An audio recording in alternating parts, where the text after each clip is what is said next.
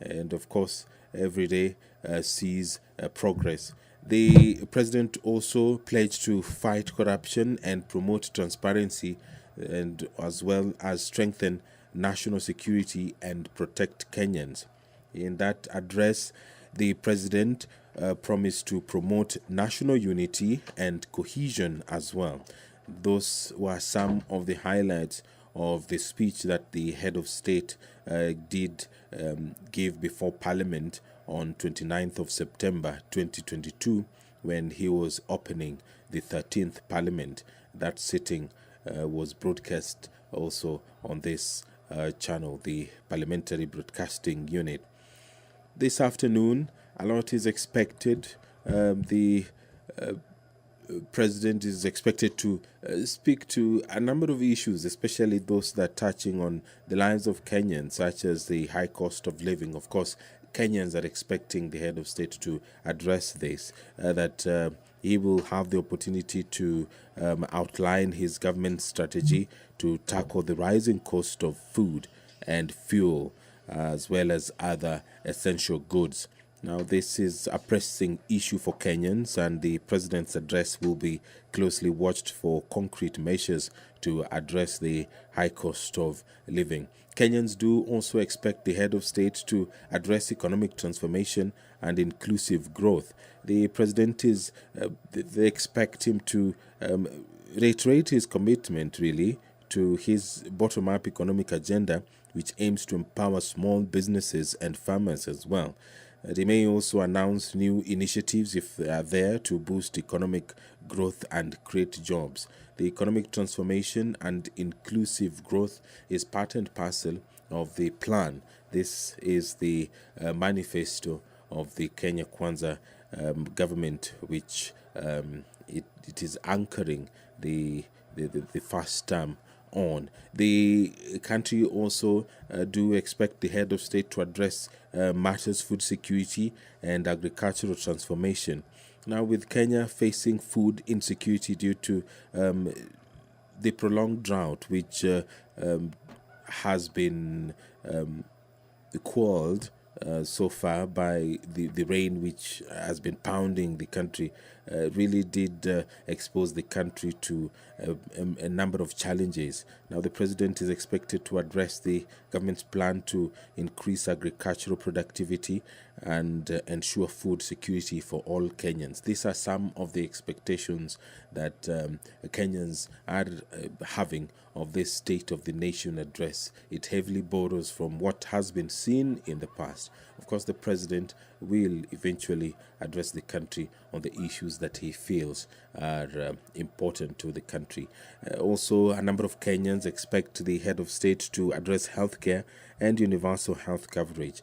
The president may announce progress, for example, on his government's plans to expand access to healthcare and achieve universal health coverage. We did see during the commemoration of the Mashujaa Day in Eldoret, in Kericho, I beg your pardon, the president did officially launch the universal health coverage, where he flagged off a number of health promoters who are going to be walking into the communities to ensure that everyone is having access to healthcare.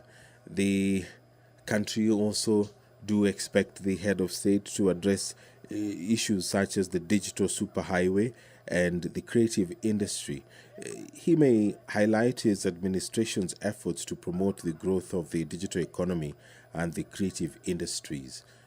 This is part and parcel of the manifesto of the Kenya Kwanza administration, and through the Ministry of Information, Communication and the Digital Highway, we have seen a number of steps which have been taken to achieve this. Perhaps the head of state will be updating the country on the status of this agenda and what direction perhaps it is going to take in the coming months as well as the coming years. The country also expects the head of state to address issues to do with security and counter-terrorism. The president may address the security situation in Kenya, particularly the threat of terrorism and other forms of crime. He may announce new measures, for example, to enhance security and protect Kenyans. That is a matter that is close to the hearts of very many Kenyans, considering the amount of investment that has gone to the equipping of Kenya's men and women in uniform.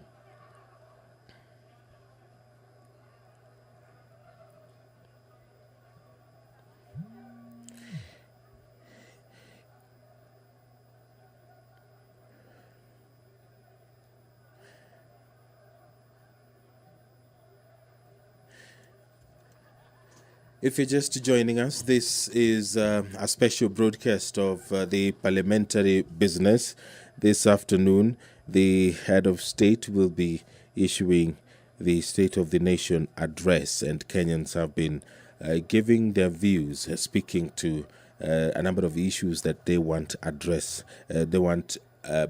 by the president when he finally takes to the podium to speak to the nation in the National Assembly chambers.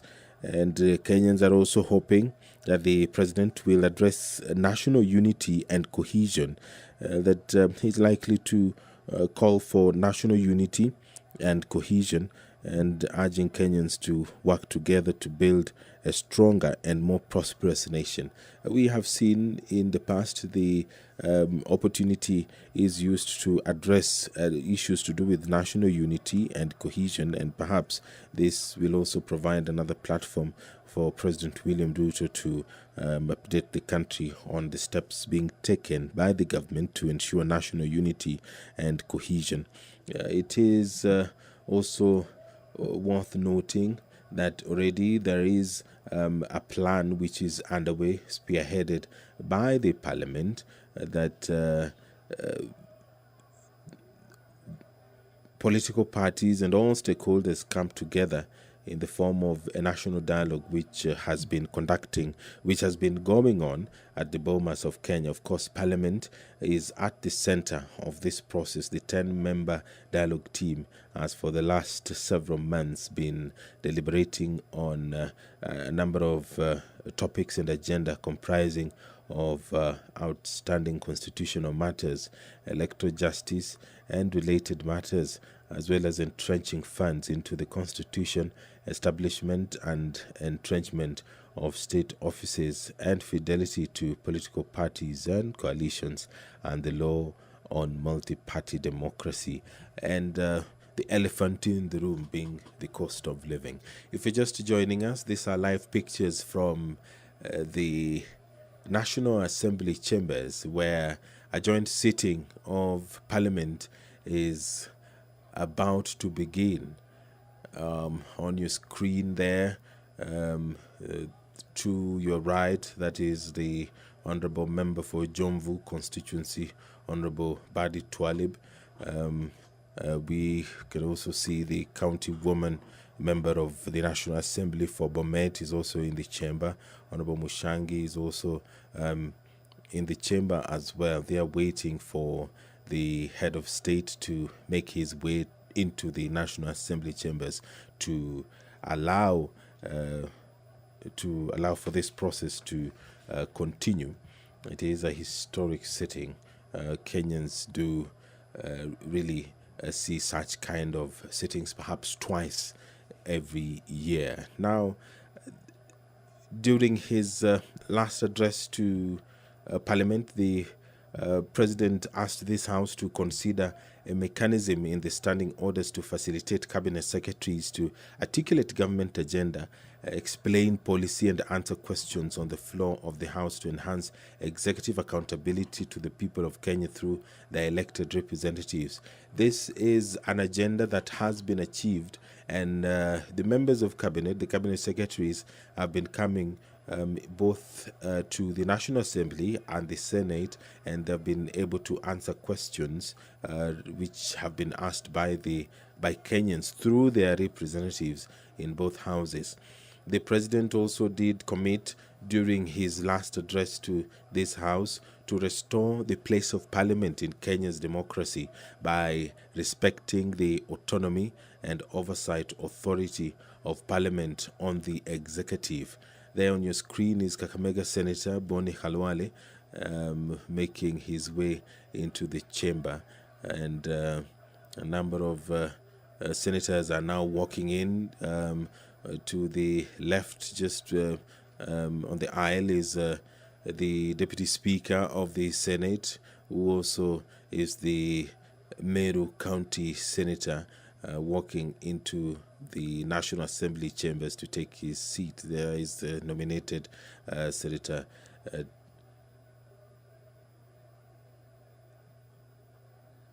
This special sitting of Parliament was communicated both by the Speaker of the Senate and the Speaker of the National Assembly, and the President is expected to address it any moment now.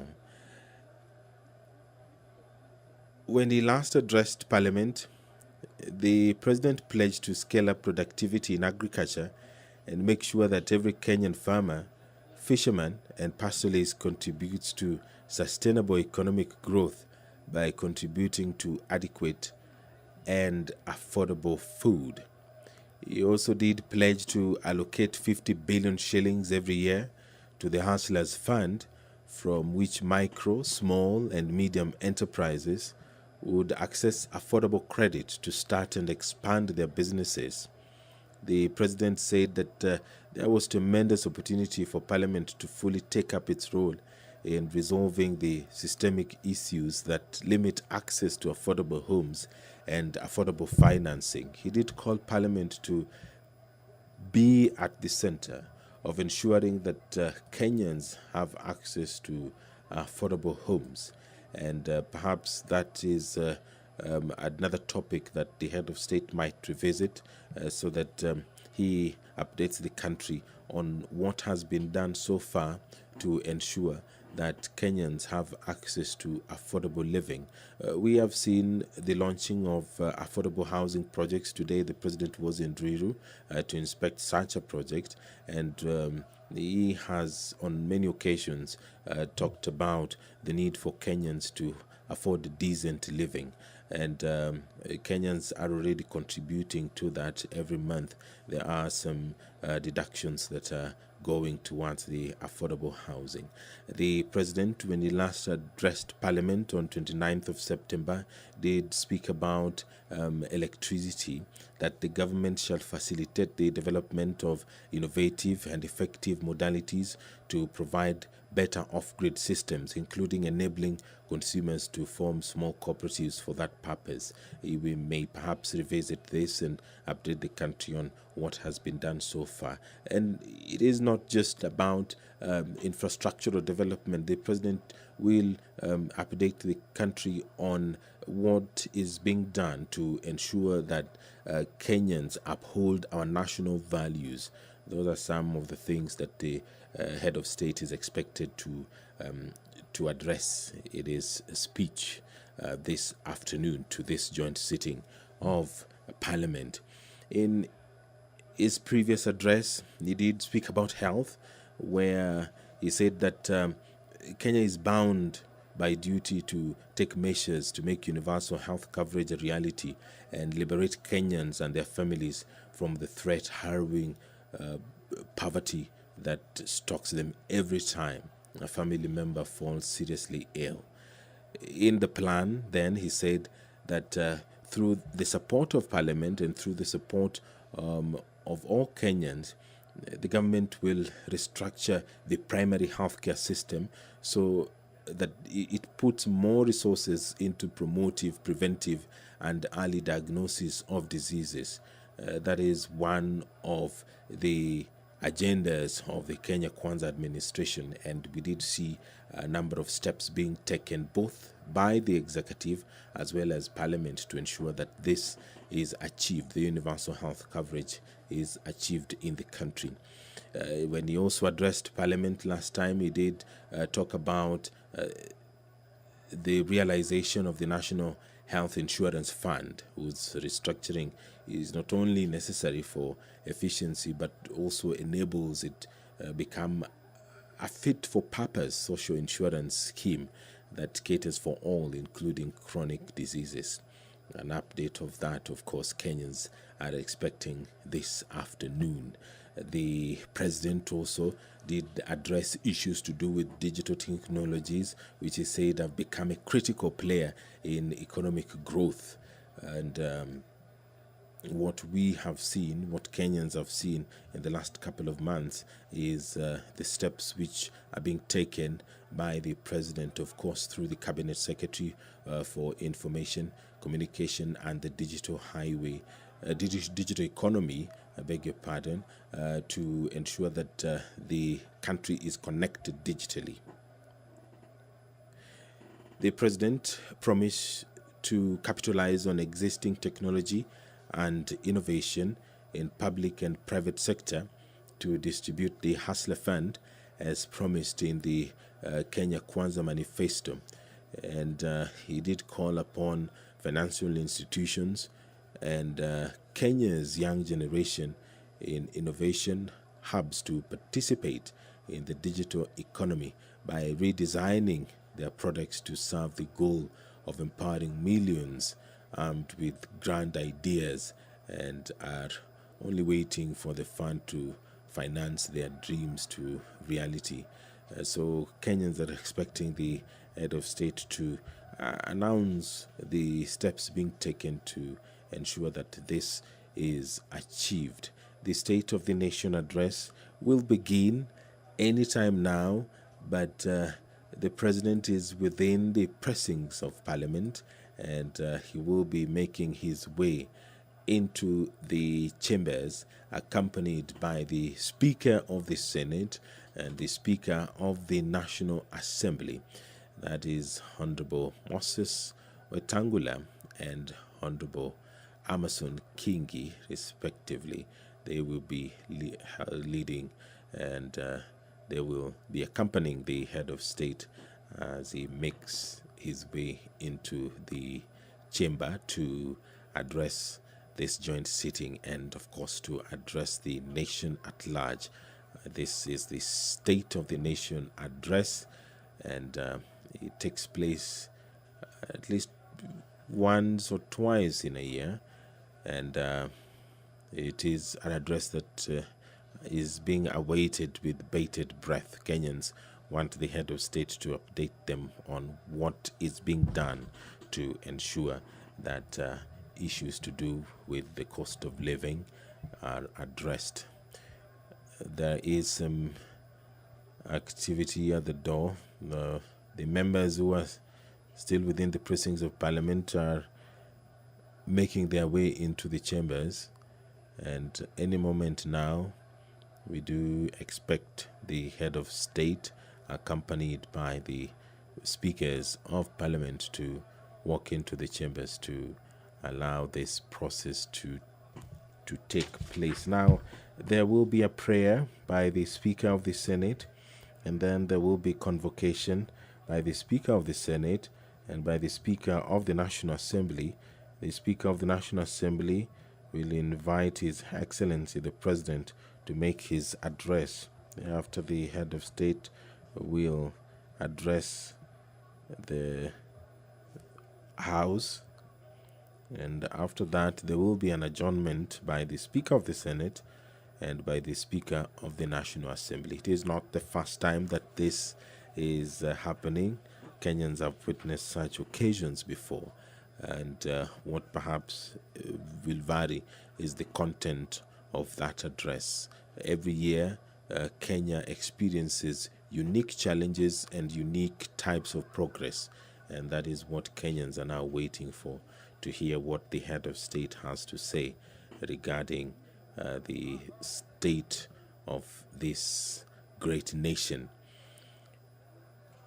When he addressed this sitting in 2022, he committed and said that he was determined to ensure that Kenya's tax system is responsive to the needs of the economy. the head of state said that the tax system must be equitable, efficient, and customer friendly. He did say that the economic principles of equitable taxation require that the tax burden reflects ability to pay. He said that this is best achieved by a hierarchy that taxes wealth, consumption, income, and trade in that order of preference. He said that Kenya's tax regime then fell short of that. The president said that the government then was overtaxing trade and undertaxing wealth. He did promise to propose tax measures that begin to move Kenya in the right direction. What is the status of this? Kenyans are perhaps going to be asking those questions and hoping that they will be answered this afternoon when the head of state makes that address. And he also said in his previous address to Parliament that the government will work with the Kenya Revenue Authority on a culture change to make it a people-friendly, customer-centric organization. He was of the view that it should be renamed to the Kenya Revenue Service in line with the proposed transformation.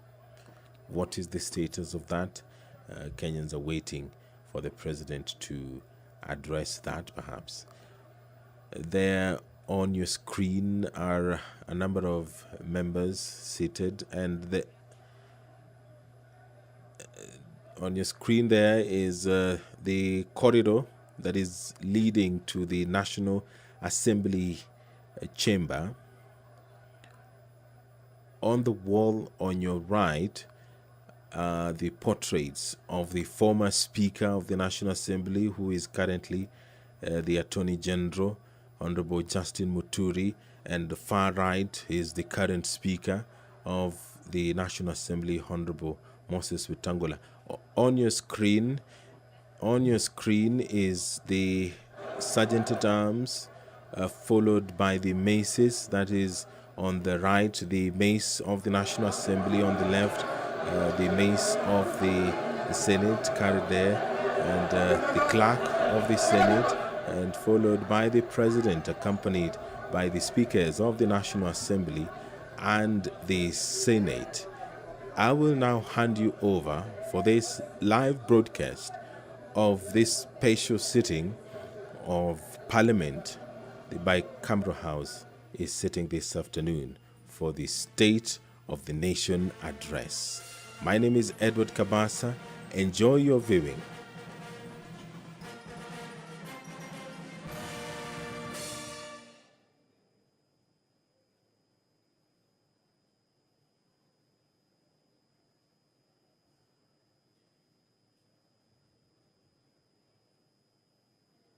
Hiyo imekuwa ni bendi na Rais William Ruto.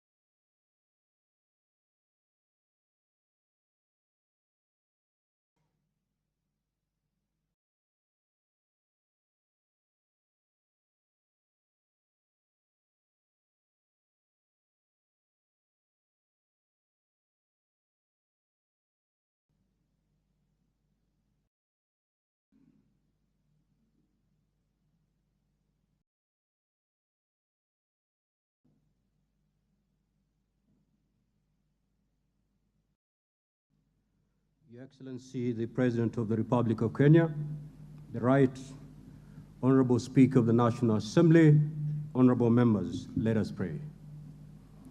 Almighty God, we beseech you to behold with abundant favor and blessings us, your servants, whom you have been pleased to call to leadership positions in this republic.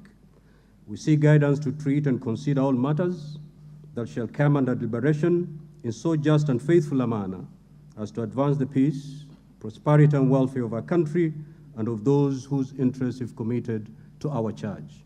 Amen.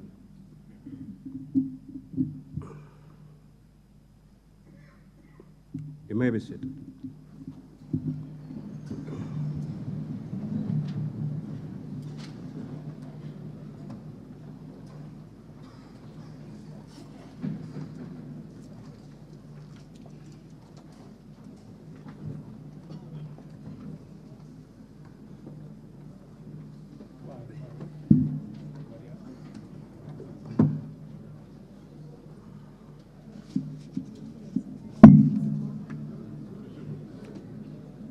Order, honorable members.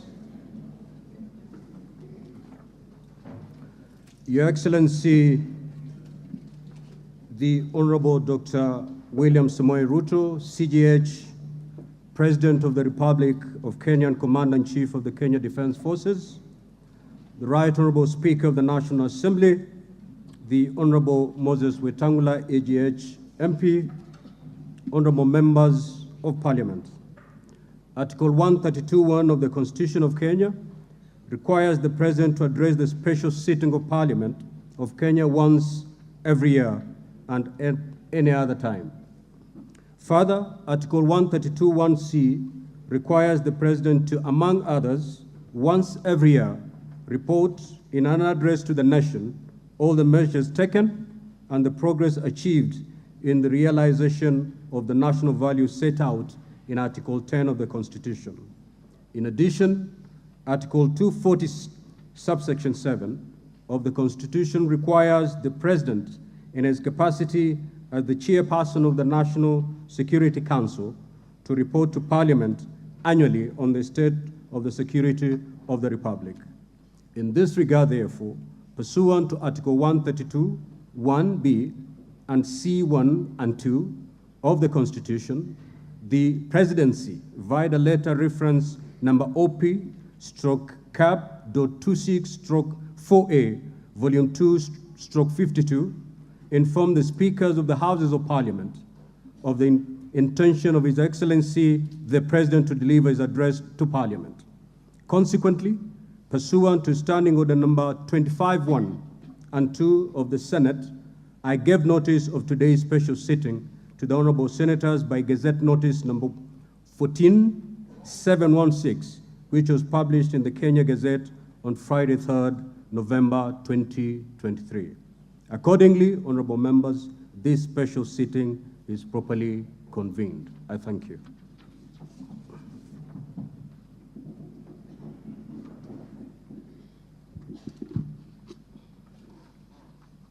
Your Excellency, Honorable Dr. William Samoei Ruto, CGH, President of the Republic of Kenya and Commander-in-Chief of the Kenya Defense Forces, the Right Honorable Amason Kingi, EGH MP, Honorable Speaker of the Senate, Honorable Members of Parliament, members of the Diplomatic Corps, distinguished guests, ladies and gentlemen. Article 1321B of the Constitution of Kenya requires the President to address the nation once every year and at any other time. Further, Article 1321C requires the President to once every year report in an address to the nation on measures taken and progress achieved in the realization of our national values. Additionally, Article 1321C Roman 3 of the Constitution provides that the President shall submit a report for debate to the National Assembly on the progress made in fulfilling the international obligations of the Republic.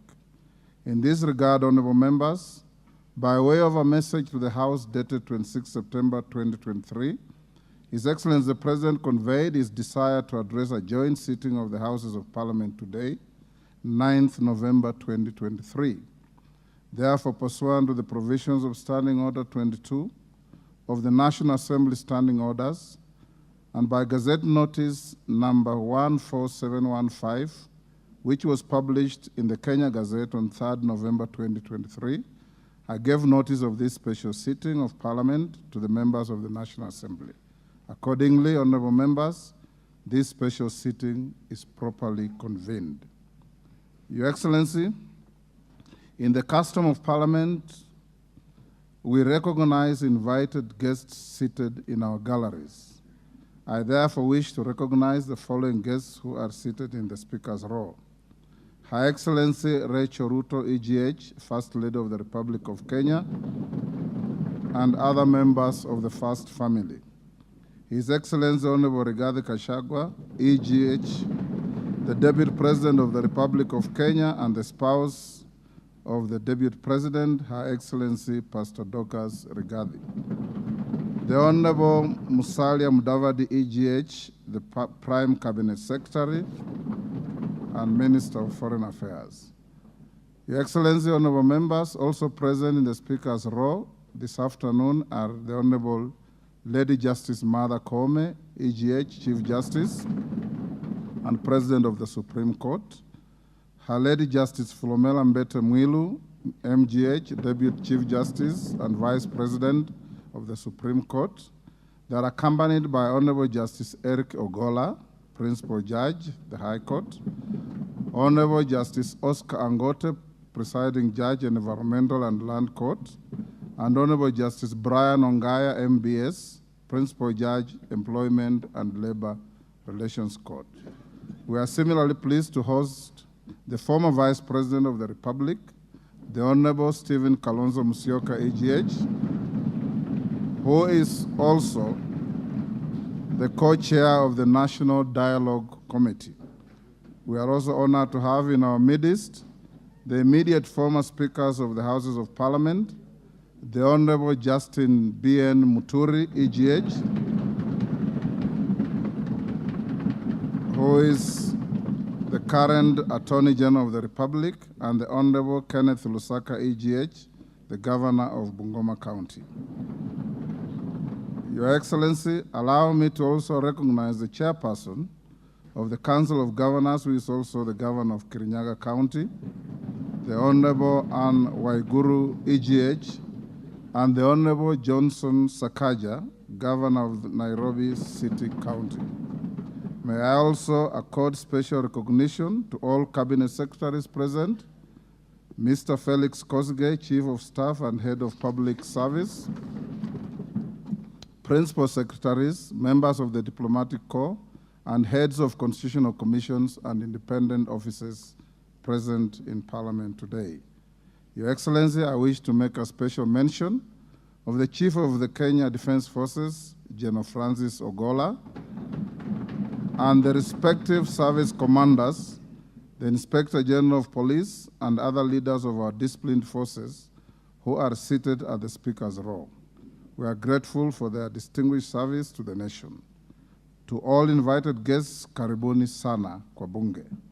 Honorable members, distinguished guests, ladies and gentlemen, it is now my singular honor and privilege to invite His Excellency the President of the Republic of Kenya and Commander-in-Chief of the Kenya Defense Forces to address this special sitting of Parliament. Welcome, Your Excellency.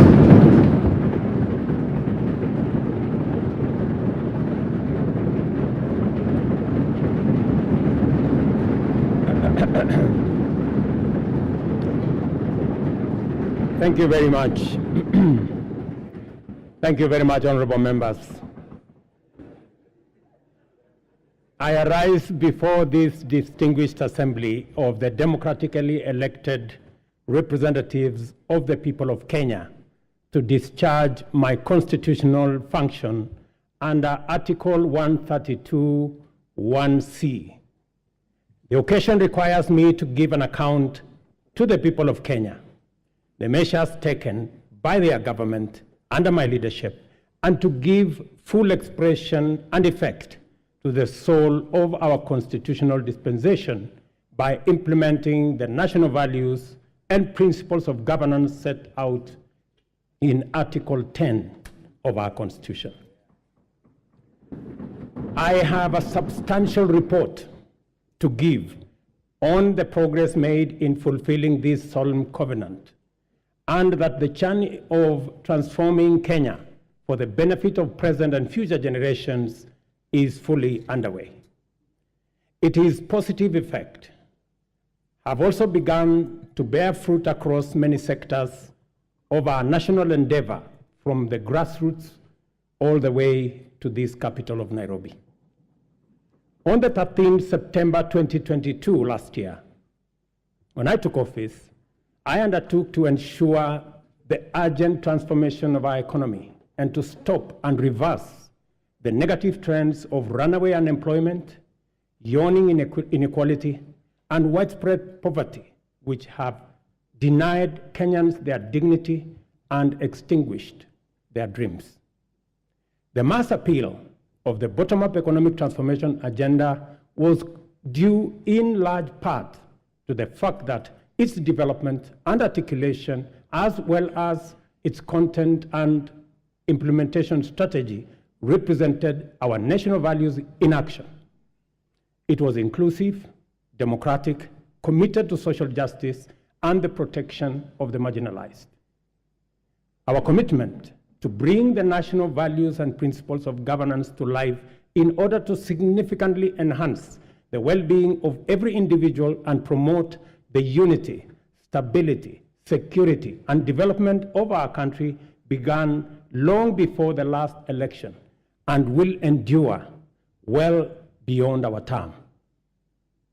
It has been my manifest intention to live up to all the commitments set out in the plan, and despite enormous challenges and tremendous difficulties, we have made encouraging progress in a positive direction. This has not only vindicated our philosophy of inclusive transformation in pursuit of shared prosperity, but it has also increased our confidence that we are on the right path and shall, in due course, deliver the transformation of our nation in full. It is important for us to point out that we began the implementation of our mandate to transform Kenya's economy from the bottom up under extreme difficult circumstances, not to excuse failure or to justify inability or omission to do the necessary work. Not at all. Rather, we do it to emphasize the significance of our progress, underscore the possibility of transformation under daunting conditions, and express well-founded confidence that when sufficient progress is made, we shall do much more and go much further in delivering the Kenya we want for our generations and also for posterity. In our plan, we identified three primary challenges: external shocks, fiscal distress, and structural imbalance that heavily strained our economy, causing nationwide difficulty.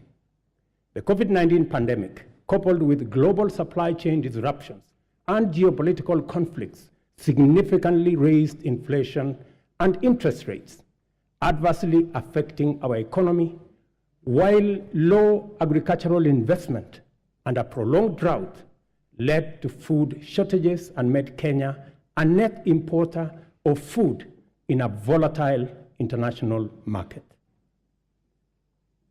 It was under conditions of such extreme difficulty that the people of Kenya entrusted us with the responsibility of simultaneously generating effective solutions to immediate problems, providing a credible pathway to stability in the medium term, and undertaking long-term structural transformation of our economy, but in a manner which paid attention to the needs and aspirations of Kenyans, especially those at the bottom of the pyramid. The transformation of our economy is not only desirable and important, it is also necessary and urgent.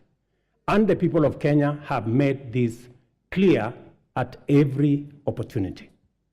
Our duty as leaders is to listen keenly and comply with the people's wishes. Kenyans want to proceed in a new direction and demand a new conversation that puts ordinary Kenyans, the mama mboga security, well-being, interests, and aspirations at the front and center of all policy and governance discourse. Citizen freedoms and fundamental rights lie at the heart of enterprise and democracy. Accordingly, our governance system must be fit for purpose, able to protect people and their belongings, safeguard freedom, facilitate democracy, and promote market efficiency. To do this, law enforcement must be robust, judicial integrity, efficiency and independence, absolute, and the right to the protection of law non-negotiable and impartial.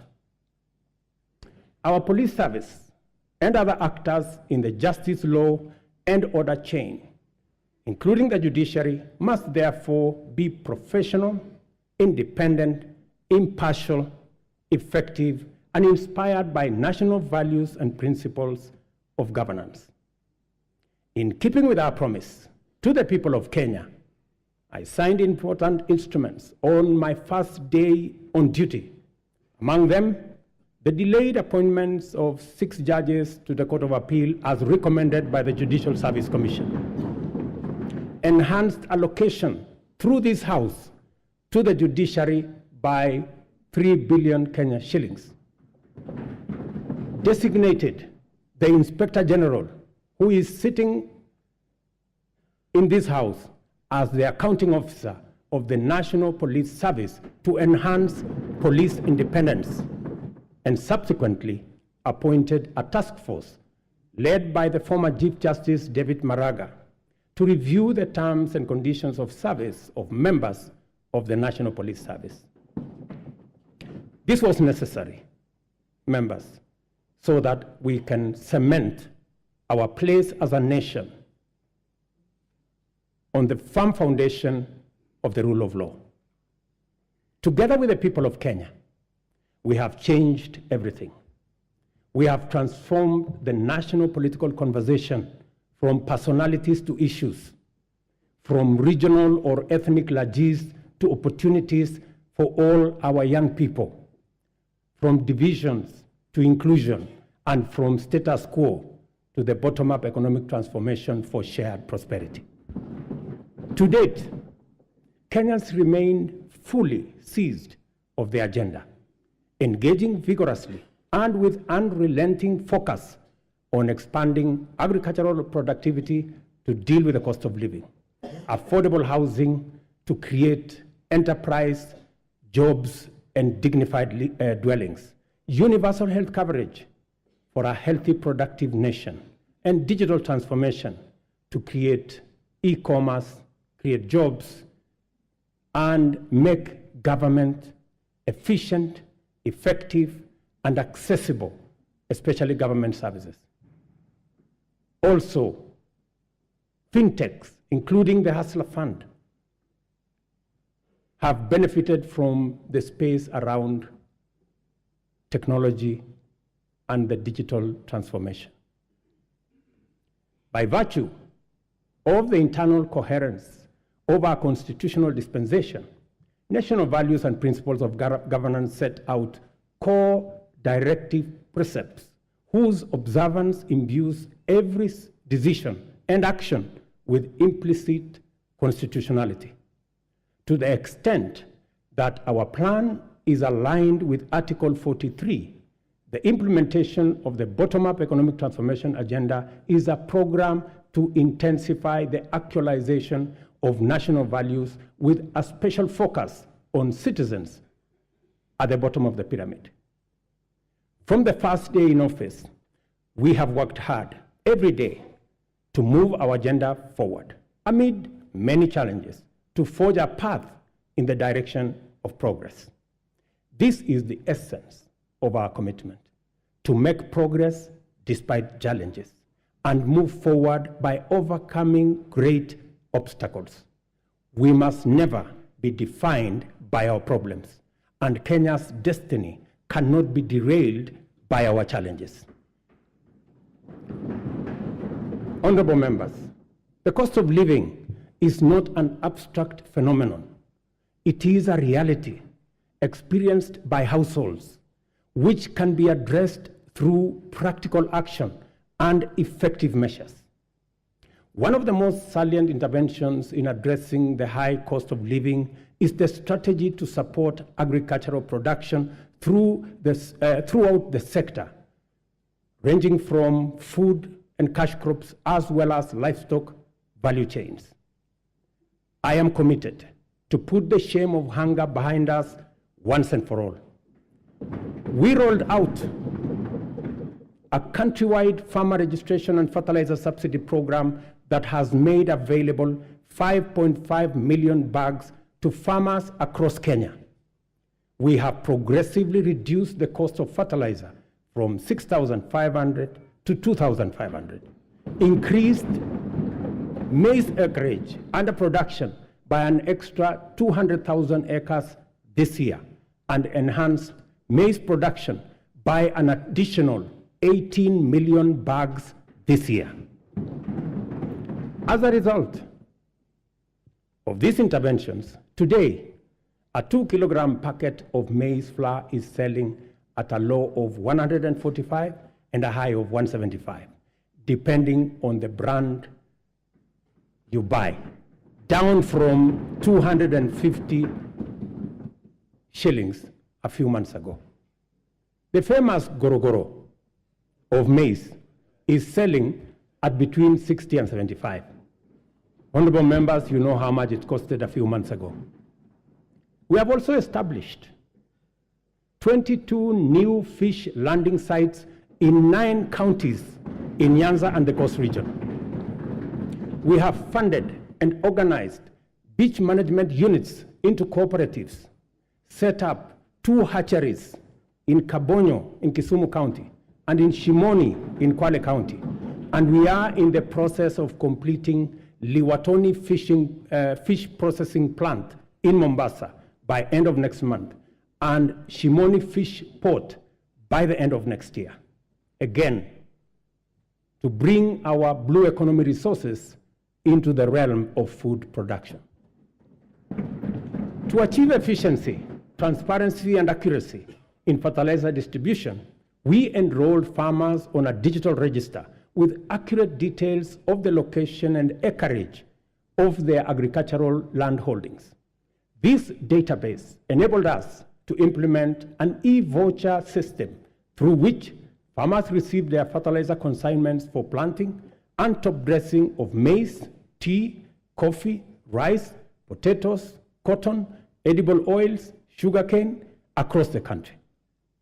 Our farmers are the best people to speak about the success of the fertilizer program. Yesterday, I spoke to several farmers in different parts of the country. Ms. Alice Nato, a single mother in a place called Milo in Bungoma, told me that the 2,500 fertilizer had doubled the yield in her farm from 52 bags of maize last year to 120 bags of maize this year. Another farmer, Mr. Albert Munyi from Embu, appreciated the impact of fertilizer subsidy had in his farm and asked me to work out a way that the fertilizer can be delivered closer to the farmers rather than at the National Cereals and Produce Board depot. I assured him that I will work with the governor of Embu and with all governors to actualize his proposal for him and for other farmers who believe the same. But it was Mr. Samuel Chacha of Kuria who graphically painted the picture of transformation the fertilizer subsidy has done in his farm with a phrase that struck my mind. He simply told me, Mr. President, shamba yangu ina meta.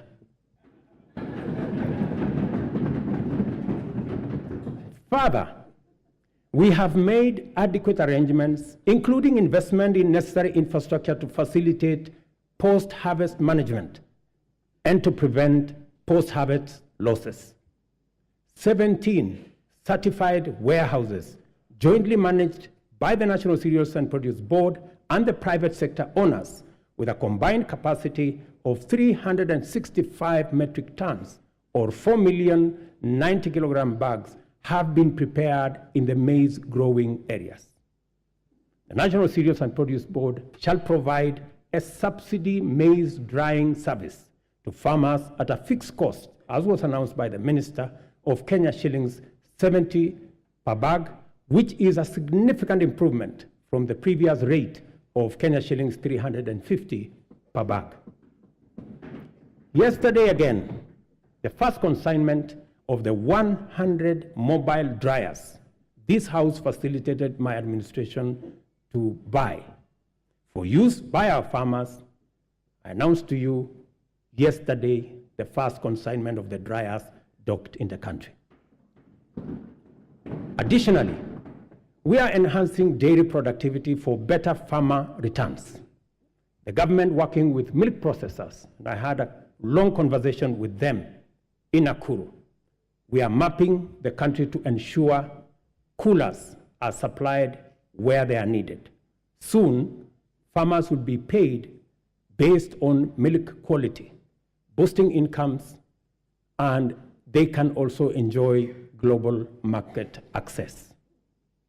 Our reforms in the coffee sector are bearing fruit, with our farmers set to earn 4 times advance pay for their crop from a low of 20 to now Kenya shillings 80, following the allocation of Kenya shillings 4 billion from the Coffee Cherry Fund that was ably facilitated by this House. Coffee reforms regulations will give farmers the necessary representation and weight at the national coffee auction. It is my intention to make sure that the auction operates with farmers at the center of it. These measures are expected to aid ongoing efforts, including expanding production to new counties and double coffee output in the next 4 years. The government of Kenya is currently restructuring public sugar mills, expediting the leasing of 5 companies for rehabilitation and expansion to boost industry competitiveness before the COMESA sugar safeguards expire. The objective includes creating a competitive sector, raising farmer incomes, and enhancing productivity. This House agreed with my cabinet that we waive Kenya shillings 117 billion non-performing debt for government-owned sugar factories, for which I am grateful to this House. This House also approved 1.7 billion shillings that will go into paying farmer arrears and other complications that arose out of the challenges our sugar sector was facing. I want to promise this House that in the next couple of weeks, we shall be dispersing that money so that farmers in the sugar growing area can go home for Christmas with their money. As earlier indicated, our public borrowing had long crowded out the productive sector from the financial markets, raising the cost of credit and slowing down trade and commerce. As I told Kenyans on my first day in office, times were difficult and many people are struggling, and necessary and effective sustainable solutions were urgently needed. We must admit, honorable members, that as a country, we had been living large and way beyond our means. The time has come, therefore, to retire the false comforts and illusionary benefits of wasteful expenditure and counterproductive subsidies on consumption, by which we dug ourselves deeper into the hole of avoidable debt. The new direction may not be easy, but it is ethical, responsible, prudent, and most importantly, necessary. We've had to take hard decisions and make painful choices because we owe it to the people of Kenya to do the right thing and to confront facts as they are without flinching or equivocating. We have worked hard at home and abroad to mobilize a broad coalition of bilateral development partners. Many of them, I see them in this house, multilateral development banks and other agencies, which have rallied to pull our country back from the brink of debt distress and set us today firmly on the path towards sustainable economic growth. Our efforts to stabilize the situation have yielded such progress that next month, in December, we will be able to settle the first Kenya shillings $300 million or 500 billion Kenya shillings installment of the US dollars 2 billion Eurobond debt that falls due next year. I can now confirm with confidence that we will and we shall pay the debt that has become a source of much concern to citizens, markets, and our partners. Having said this, I further announce to the nation that our intention, consistent with sustained effort here and abroad, have enabled us to normalize our relations with the International Monetary Fund, the World Bank, the Africa Development Bank, and various development partners to such an extent that they are now working with us to implement the bottom-up economic transformation plan. As I earlier indicated, our public borrowing had long crowded our productive sector from the financial markets, raising the cost of credit and slowing down trade and commerce, especially the micro, small, and medium enterprises, including Mama Mboga. Consequently, many enterprises and entrepreneurs were referred for blacklisting by the credit reference bureaus, where 7 million borrowers were listed by last year. We committed to provide affordable and accessible credit and restore small business owners to good standing with credit rating agencies. A deliberate, targeted strategic financial inclusion fund, the Hustler Fund, providing affordable credit and mobilizing savings for individuals and small businesses, was launched on the 30th of November, 2022.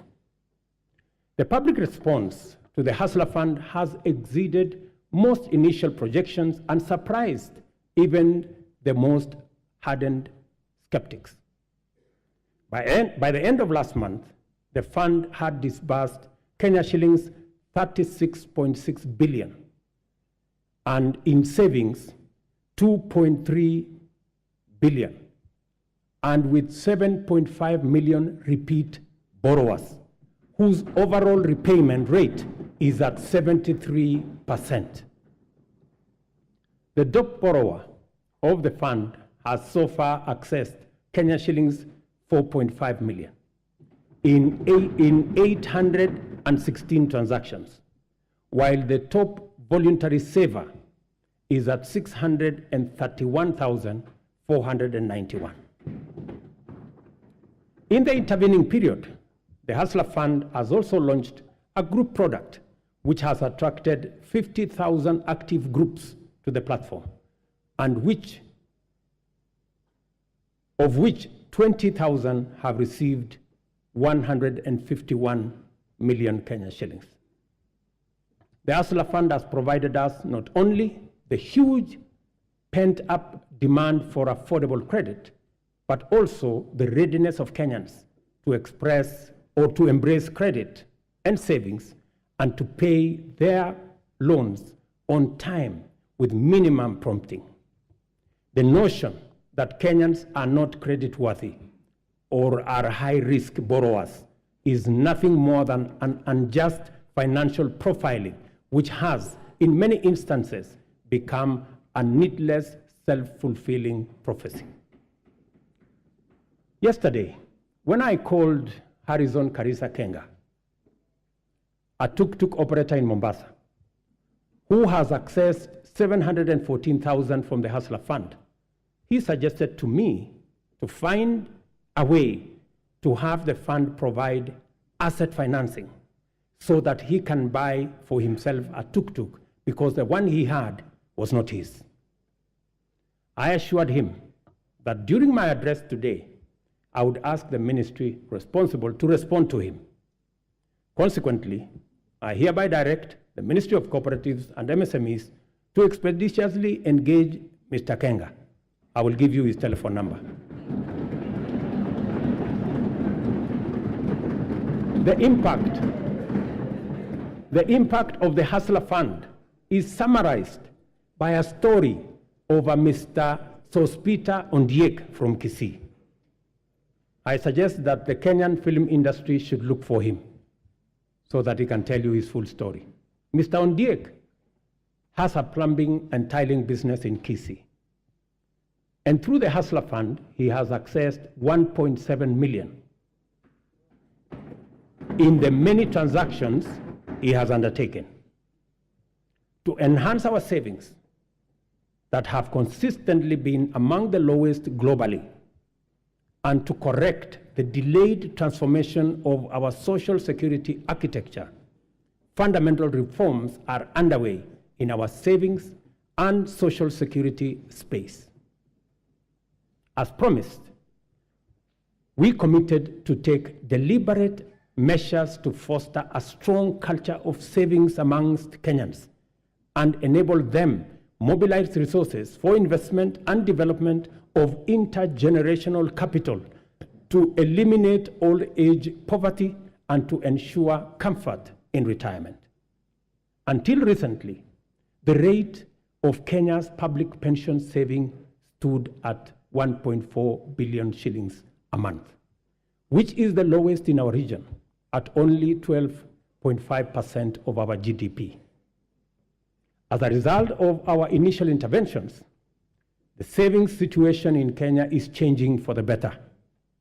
Contributions, honorable members, to the National Security Fund have grown from 1.4 billion shillings in January to 6.5 billion shillings every month, this month.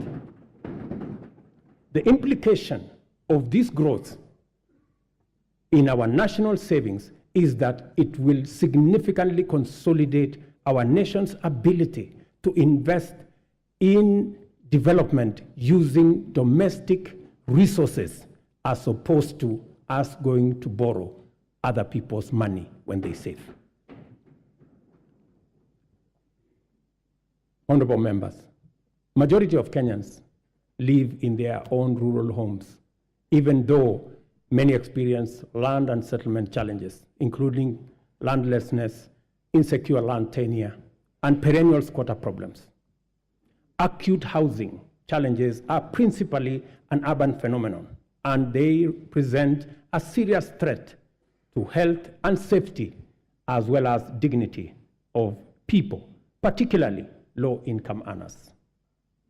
The proliferation of slums in our urban areas indicate the extent of this serious problem and the urgency with which it must be addressed to enable Kenyans have greater choice in leading dignified, safe, and healthy lives affordably. Low supply of affordable housing units in Kenya is acute, making rent a huge component of the cost of living for many households. The increase in affordable housing units is a strategic intervention to not only supply affordable dwellings for Kenyans, but also as a means to reduce the cost of living.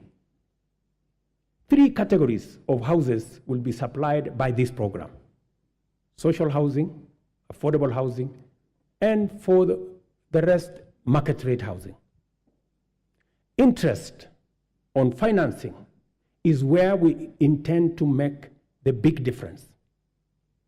Interest at the moment, as all of us know in this house, is at almost 18%. But under this program, all interest should be or will be at single digit. For social housing, the interest will be at 3%. You know, honorable members, that we all get 3%. So even the people in the social space, they also deserve to get 3%. Those in the affordable housing space will get 6% and 9% for the people in the market category.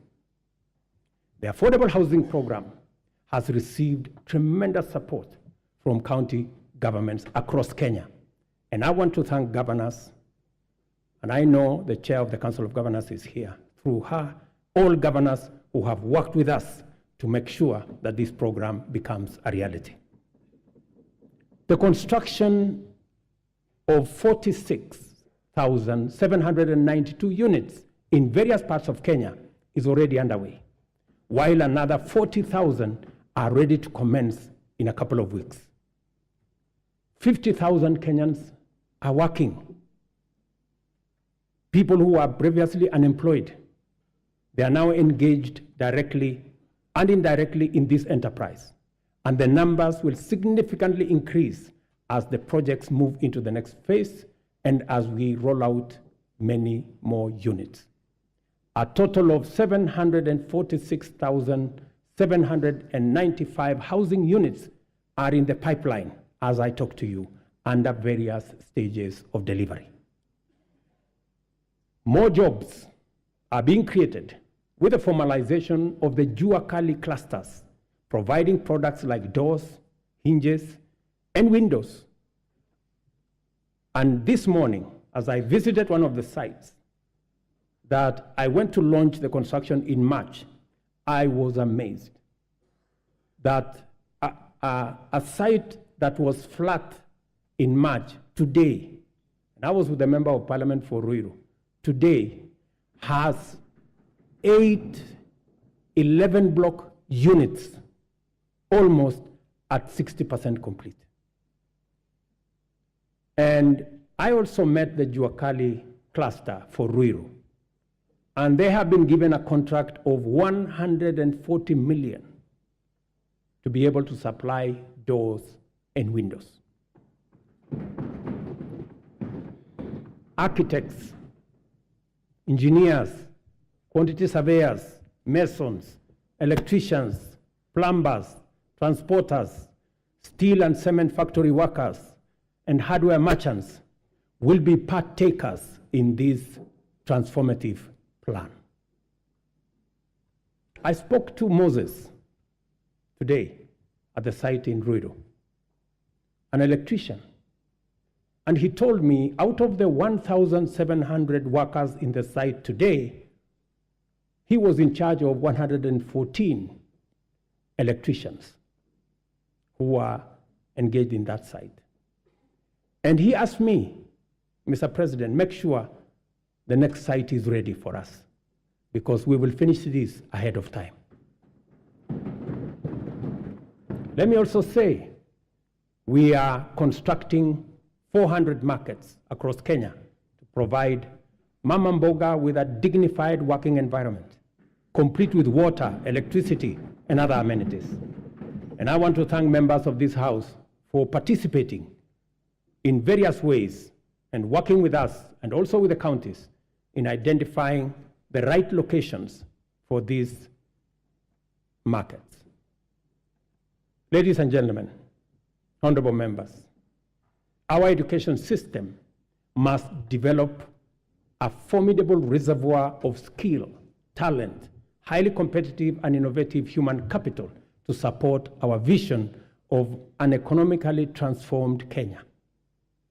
Within weeks of taking office, I appointed the Presidential Working Party on Education Reform, led by Professor Raphael Munavu, my former teacher, who provided clarity on transition to the new competence-based curriculum and made further recommendations on necessary reforms in our education system from early childhood all the way to the tertiary levels. The Working Party concluded its work and submitted a report whose recommendations are already being implemented. The urgent and vexing question of transition to junior school has been settled, and the Kenya Primary School Education Assessment will be used for the exclusive purpose of monitoring learners' progress and not for placement in any grade. In keeping with our commitment, 56,750 new teachers have been employed. I'm sure the Honorable Milemba can confirm this. While 8,200 primary school teachers were retrained to equip them with capacity to effectively deliver learning and teaching at junior school levels. With changes to the entry requirements for teacher training colleges, admission has increased by 300% to now 20,456 trainees. I was privileged to be in Kwale last week to open the Kwale Teacher Training College, which had only less than 100 students a few months ago. And when I went there, the principal told me that the numbers have increased 4 times. At the tertiary level, the Working Party recommended an overhaul of the existing education funding framework to a variable scholarship and loan model in order to address the financing gap which denied many Kenyans the opportunity to pursue tertiary education in our universities and TVETs, but also created many complications in our universities and institutions of higher learning that by last year, our universities had accumulated debts of close to 60 billion Kenya shillings. I sat down with all the vice chancellors of our 41 public universities, and we came up with a proposal that we are now implementing. The new model for financial support is student-centered and deploys a rigorous, impartial means testing instrument to establish the level of need of every student, which then becomes the primary consideration in allocating scholarships and loans. To fully democratize our education system and make higher education accessible and affordable to all, we have also chartered the Open University of Kenya, following requisite cabinet and parliamentary approvals. I want to thank this House for expediting the Open University Charter that had been in the works for the last 10 years. I also want to announce to you that the first 1,000 students will report next month. In the course of consulting Kenyans from all walks of life during the formulation of the bottom-up economic transformation agenda, the foundational contribution of health to citizen well-being and the role of costs in driving up poverty were identified as chronic. The implications are very clear, and we cannot afford to delay the delivery of universal health care anymore. Consequently, we have instituted radical reforms in the provision of healthcare services in Kenya, including the enactment of 4 new laws that will anchor the implementation of this bottom-up approach to healthcare. I am tremendously grateful to this House and honorable members for enacting the Primary Health Care Act, the new Social Health Insurance Act, the Digital Health Act, and the Facility Improvement Financing Act. These laws, honorable members, will usher in and guarantee a new era in the provision of healthcare, covering all essential services from preventive, promotive, curative, palliative, and rehabilitative services, guaranteeing every Kenyan access to comprehensive and quality healthcare. Under Afya Nyumbani, we have scaled up our investment in healthcare workforce, employing 20,000 new healthcare workers, deploying 8,429 workers whose contracts had lapsed, and enrolling 3,394 interns across the country to increase the availability of human capital in our public health sector. Working with county governments, and I'm again grateful to them, we have taken measures to resolve the perennial challenge of human resource management in the health sector, occasioning strikes, by establishing the Kenya Health Human Resource Advisory Council, which will be a trusted mediator between government at both levels and our health sector workers. Further, under the Afya Nyumbani model, we identified preventive care as an essential pillar of healthcare service delivery because it enables Kenyans to manage their conditions early enough before they cause serious harm in their well-being and productivity. Community health promotion is our bottom-up intervention to deliver preventive and promotive health solutions at the grassroots by deploying community health promoters to visit Kenyans at their homes, provide basic diagnosis for common conditions, and refer cases to appropriate medical facilities. Together with all the 47 counties, and again, I am grateful to the governors, we have deployed 100,000 community health promoters fully equipped with the necessary kits and an electronic community health information system. In the last 1 month, CHPs have attended to 1.2 million households, just in the last 1 month. I spoke on phone to Mr. Masood Dirie, a community health promoter in Garissa, yesterday, who told me he has been a community health promoter, health volunteer since 2011. Unlike before, now he has a full medical kit and has used it to confirm that 7 people in his locality had high blood pressure. In a twist of fate, he tested himself and discovered that he too had high blood pressure. That's what he told me. And so, apart from referring others, he also had to make way to the hospital. Mr. Obembi Ogutu of Homa Bay told me that the program now makes primary health care a paperless engagement, saying it had started to reduce queues in hospitals.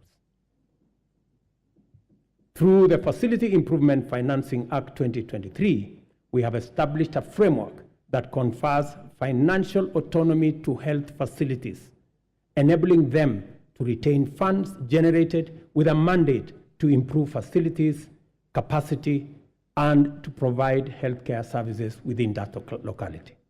In addition, the Kenya Medical Supplies Agency, as part of many radical reforms, will now deploy ICT to manage supply chains of essential health products and commodities.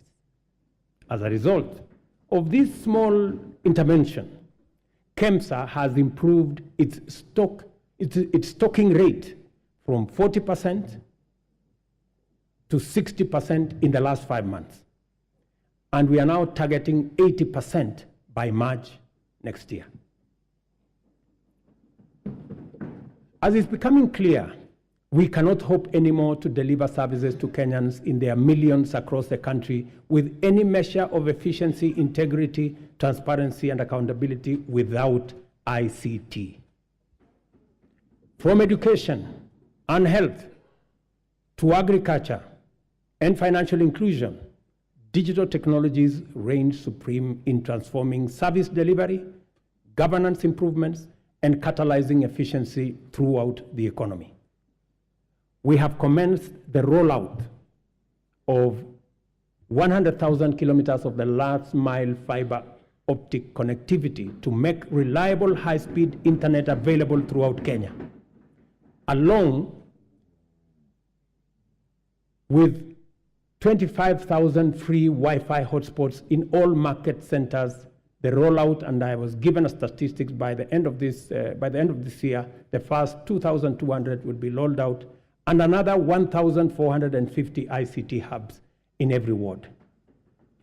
I want to thank the membership of this House for considering to change the NGCDF Act so that you can also deploy those resources in the ICT space and enable millions of young people in your constituencies and wards to access internet and technology for digital jobs, e-commerce, and to give them the possibility of working on remote jobs. I have engaged the chair and committee of this House in that space.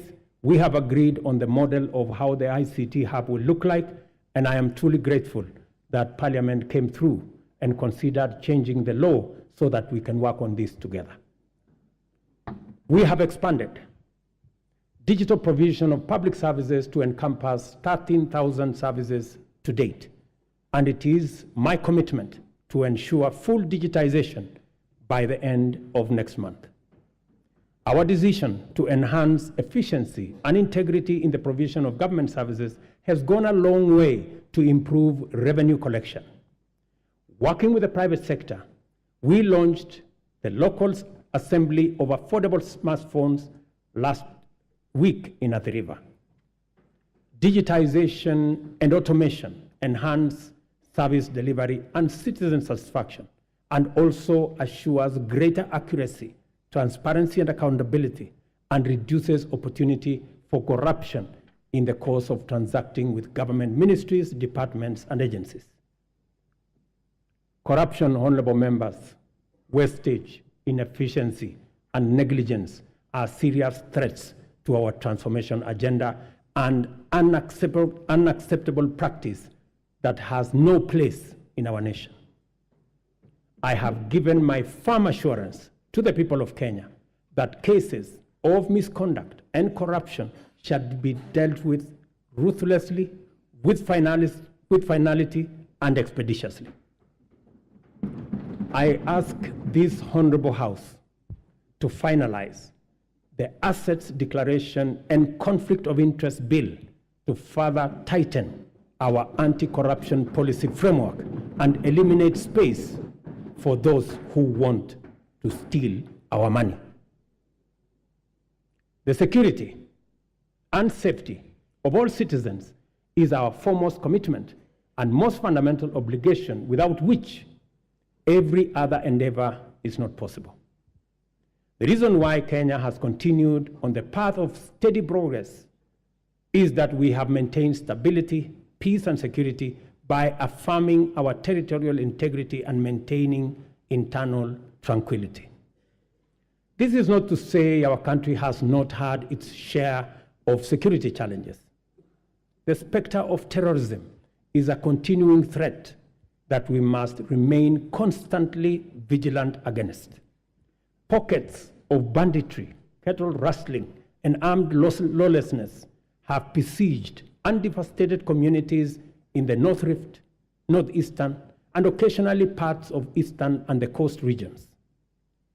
We all know that insecurity disrupts lives and destroys livelihoods. Our country has lost too many people to this menace.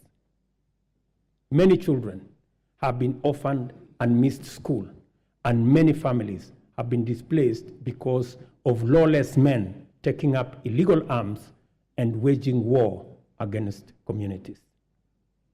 The government exists to ensure that those who challenge our sovereignty, territorial integrity, national security, and the safety of the people of Kenya are expeditiously countered and rendered harmless.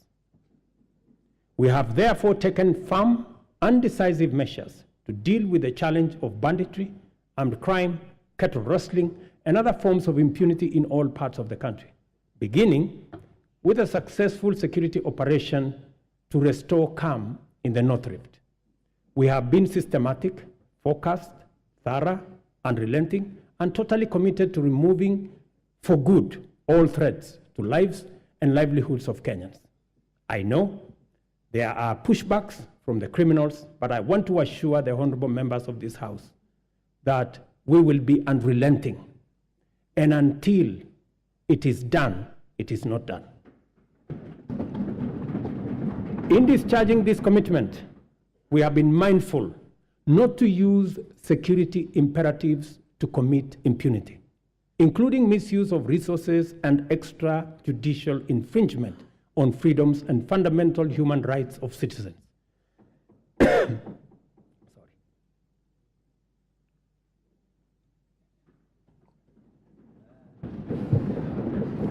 Sorry. We are conscious to provide security as a public service for the benefit of law-abiding citizens and as a guarantor of economic growth. Therefore, our security services have been committed to a citizen-centric, rights-focused, inclusive, and community-based security strategy. I am therefore quite clear that there exists no tension between the effective delivery of security services and the upholding of human rights and fundamental freedoms. We can be and therefore must be secure, yet free and democratic. In order to entrench our all-of-society coalition, we have resolved to enhance diversity and inclusion by expanding enrollment in the National Youth Service as an agency to capture young people at the bottom of the pyramid. Consequently, we are doubling enrollment to 40,000 yearly in the National Youth Service and have made it absolutely mandatory that every village, center, town, and city in Kenya is properly represented in the recruitment. To consolidate this proposition, we have directed that 80% of future recruitment to all security services, from the military, the police, KWS, Kenya Forest Service, and all other security agencies, 80% will come from the well-trained, talented, and committed young men and women who have undergone training at the NYS.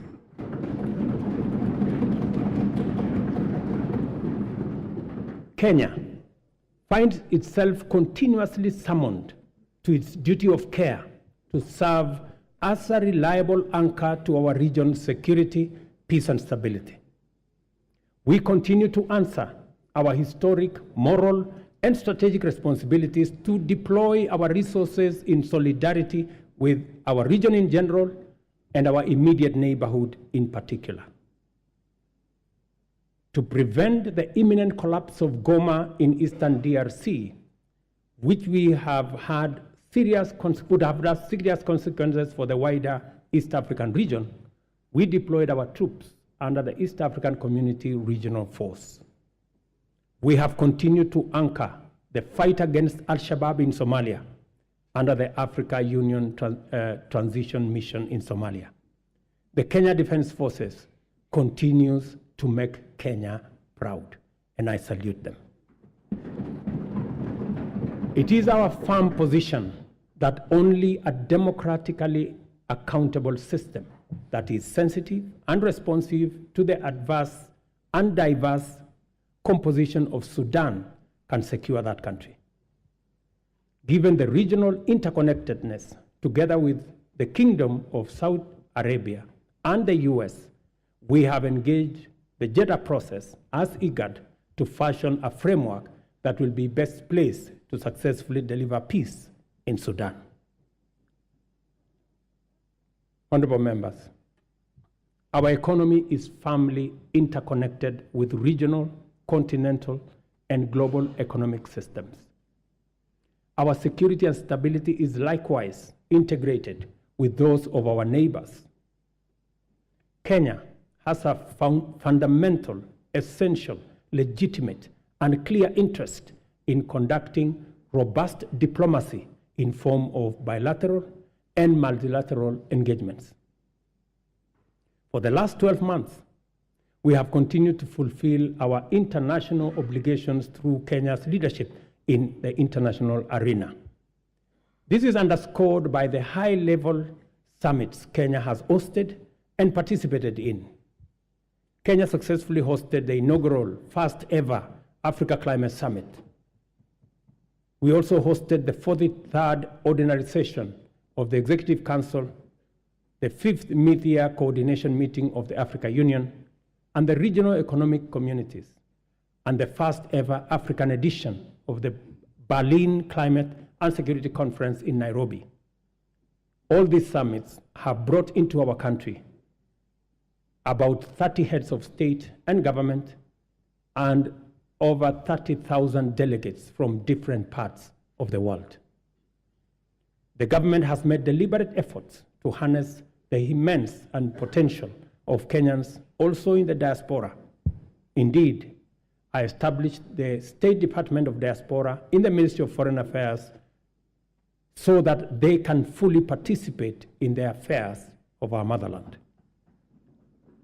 I have committed to work collaboratively, consultatively, and collectively with the counties and all Kenyans to uphold our cherished national values as human dignity, equity, social justice, national unity, inclusiveness, integrity, good governance, transparency, and accountability. I encourage all honorable members and indeed all Kenyans to embrace an open mindset in regard to national strategic interests and to leverage on our rich heritage and diversity. One of the greatest strengths of our country is our capacity to devise bold, unprecedented solutions to our threats and challenges, create imaginative strategies to avert danger, and chart new paths to deliver us from adversity. There is no doubt that our nation has been confronted with immense pressure emanating from political misunderstandings sometimes and electoral disagreements. And it is because we have a robust democracy, which we are very proud of. Such pressure can disrupt lives and livelihoods and undermine our economy. Thankfully, Kenyans always find the moral strength and political imagination to reach across the political divide and engage in dialogue in the spirit of goodwill, fraternity, and commitment to the national interest and the welfare of the nation.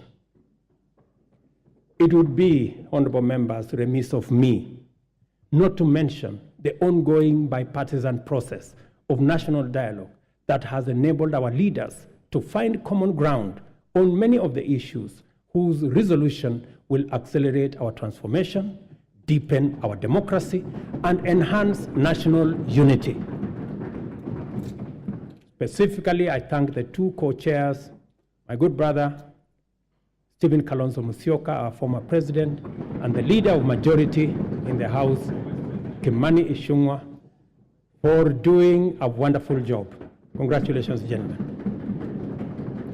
I salute the courage and patriotism of my fellow leaders who have embraced national dialogue and engage and encourage all of us to keep up the noble work of bringing Kenyans together. There is so much to report about the progress we have made in serving the people of Kenya and transforming our economy. I have provided only a summarized highlight of the most salient instances of transformational progress in my address. It is my pleasant duty to hand to the speakers of the Houses of Parliament the three reports in full as follows. The 10th Annual Report on measures taken and progress made in the realization of the national values and principles of governance. The 10th annual report on progress made in fulfilling the international obligations of the Republic of Kenya. Number 3, the 10th annual report on the state of national security. I will not hesitate to acknowledge with profound humility that a lot of the successes we have achieved in delivering the bottom-up economic transformation agenda was due to the patriotic support and solidarity from members of this House, both in the Senate and the National Assembly. We are fortunate to be attempting this ambitious historic project of radical change in a bipartisan era when dialogue, consensus, collaboration, and partnership have replaced dissent, contention, conflict, and disarray as the operating principles of political discourse. Issue-oriented politics, honorable members, is not just a democratic necessity and a pathway to sustainable transformation. It is the most effective way of mobilizing diversity for collective national good. As the world reels from the destructive assaults on democracy and the relentless subversion of human dignity, freedom reigns supreme in our land, and our democracy grows deeper and more robust by the day.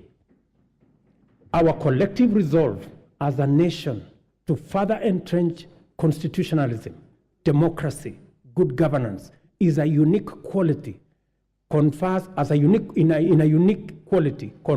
on us an incomparable advantage, the power to face the future without fear, to imagine a transformation that extends to posterity and envisions prosperity that benefits our children's offsprings and beyond.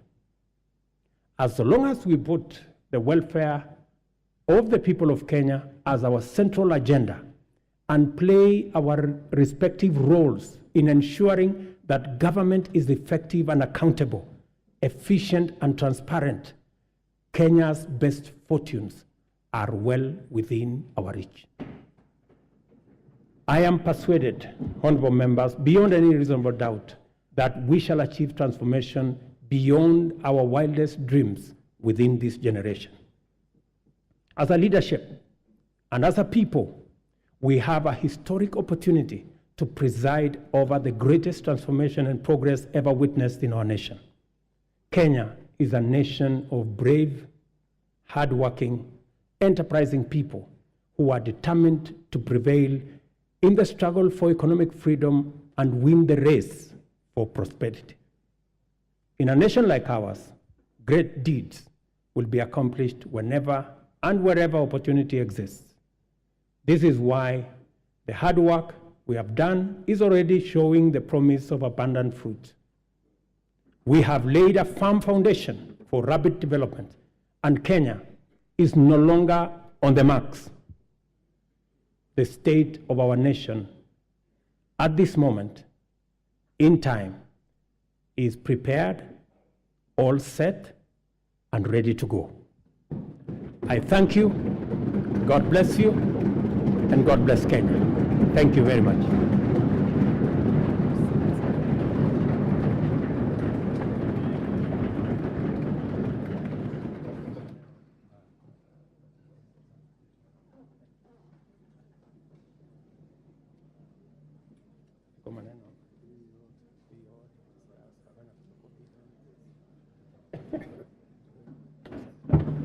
Thank you very much.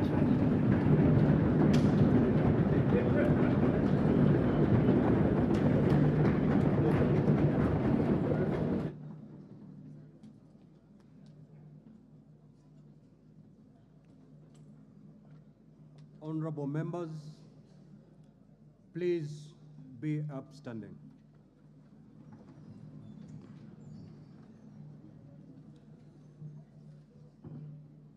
Your Excellency the President, the Right Honorable Speaker of the National Assembly, honorable members, we have come to the conclusion of the business of the day.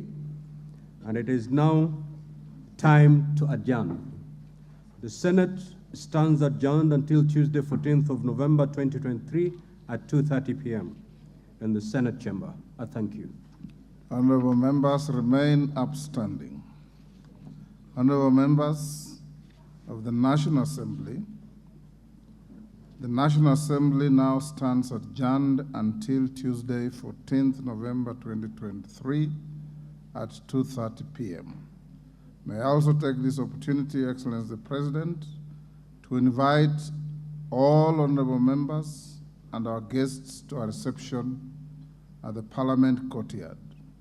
May I also request all of you honorable members and our guests to remain standing in your places until the procession of His Excellency the President and the speakers leave the chamber. I thank you.